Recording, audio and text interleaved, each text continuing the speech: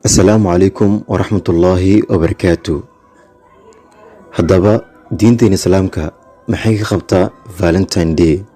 Valentine's Day waa maalinta jaceylka ee loo yaqaano 14 Febraayo. Allah subxaanahu wa tacaala waxa uu jeediyey waxaan ahayn qofkii sameeya waa wax ka hor imaanaya diinta islaamka.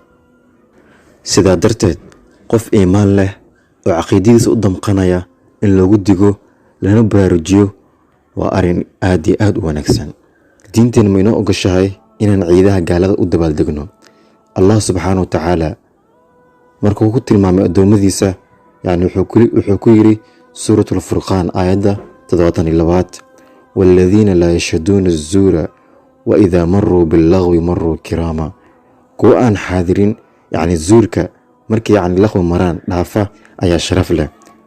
waxay ku macnaayeen mufasiriinta zuurkan inuu yahay ciidaha gaalka.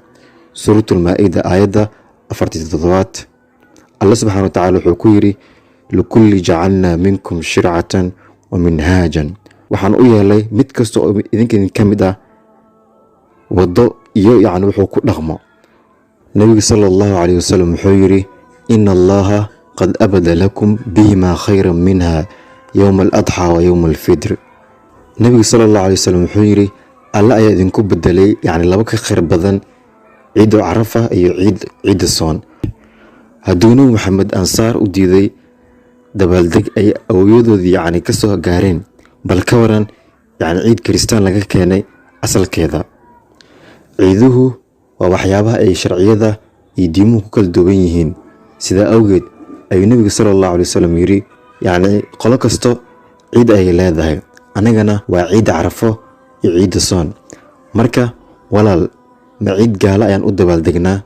diinteena inaan dar Ilaahay subxaanahu wa tacaala mar walba isu jeclaano ay ina faraysaa.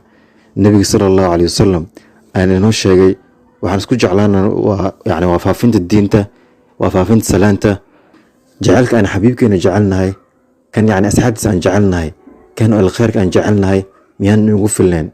nabiga sallallahu alayhi wasallam u fiirso dhaqankiisa.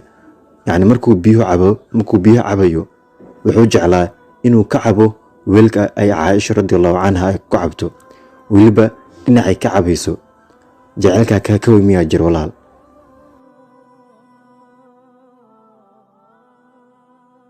damirxmada ugu weyn ayaa ah in gaalo waxa ay keento lagu raaco oo ku horseedi karta akhlaaq xumo, ku kaxaynaysa in haddii xitaa gaalo god abeeso gasho aad la gasho.